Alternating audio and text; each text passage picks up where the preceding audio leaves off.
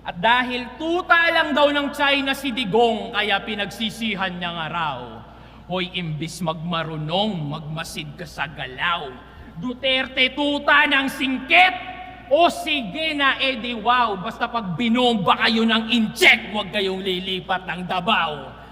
Tangina, ganito yung mga kuda ng kuda sa internet no? Pag nagkagera, kanya-kanyang tago yung mga Ikaw na pumuntang China, gamitin mo yung therapy session, tingnan natin kung tatalab yan sa mga missile nila. Gago!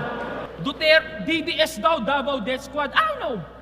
Di kita masasagot sa ganung paksa na yung krimen sa ganung paraan napupuksa. Pero kung totoo man, ba't ako magre-reklamo sa ganung banda? Parang kino-compliment mo lang na DDS ang dailan, but safest city kami sa buong bansa. Ba't bilyong-bilyong pondo daw sa Mindanao nung Duterte admin? Bakit?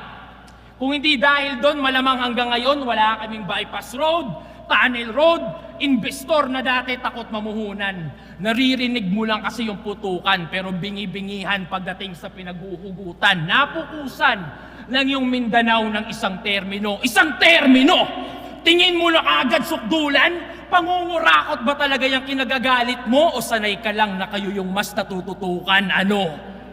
Ayaw mong maging balanse yung bansa pero panay reklamo niya sa akin na bakit yung Mindanao wala masyadong building?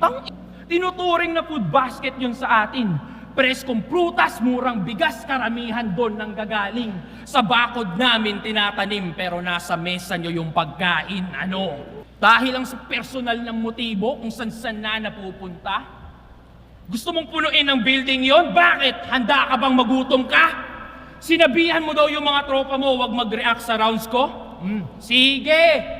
Gaga! Maaaring lamangan mo ko sa ingay pero sa isip, asa!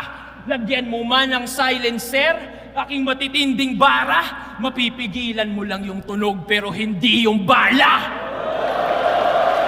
Pero kahit anong pangit ng yung bunganga, wala kang narinig na nilait ko yung politiko mo doon ka sa akin humanga. Kanya-kanya tayo ng pinagdaanan. Ba't kita didiktahan sa kung ano ang tama? Walang nananalo sa gantong debate pero talo yung walang pangunawa. Tandaan mo yan. At doon tayo nagkakapareha. Parehong merong hinaing, pareho din na may reklamo. Pero di sapat yung piling lang edukado. Dapat danas mo yung hirap ng mga tao. Ngayon tapos ka na, pakisabi din sa iyong amo, galing pa ng DDS, ikay malinis rin ang bao.